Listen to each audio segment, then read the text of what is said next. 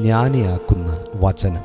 2 തിമോഥെയോസ് 3:14-15 വാക്യങ്ങൾ.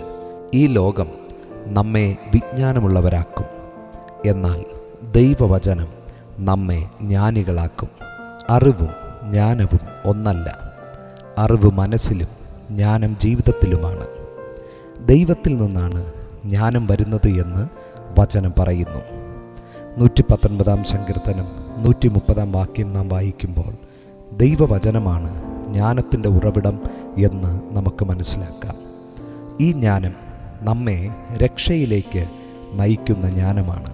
വചനജ്ഞാനം ബുദ്ധിയിലേക്കല്ല, ക്രിസ്തുവിലേക്കാണ് നമ്മെ നയിക്കുന്നത്. വചനം വായിച്ചാൽ മാത്രം പോരാ, വിശ്വാസത്തോടു കൂടി അത് സ്വീകരിക്കുമ്പോഴാണ് ദൈവിക ജ്ഞാനം നമ്മിൽ ഉളവാകുന്നത്. നീയോ എന്ന് പൗലോസ് അപ്പോസ്തലൻ തിമോഥെയോസിനോട് പറയുമ്പോൾ അത് വ്യക്തിപരമായ ഒരു പ്രബോധനമാണ് എന്ന് മനസ്സിലാക്കാം. നാം ജ്ഞാനികളായി വചനത്തിൽ നിലനിൽക്കണം എന്നാണ് കർത്താവ് ആഗ്രഹിക്കുന്നത്. പഠിച്ചതിൽ നിലനിൽക്കുക എന്ന് പറയുമ്പോൾ നമ്മെ വിശ്വാസത്തിലേക്ക് നയിച്ച പഠനത്തിൽ നിലനിൽക്കണം എന്നാണ് ഇവിടെ പറഞ്ഞിരിക്കുന്നത്.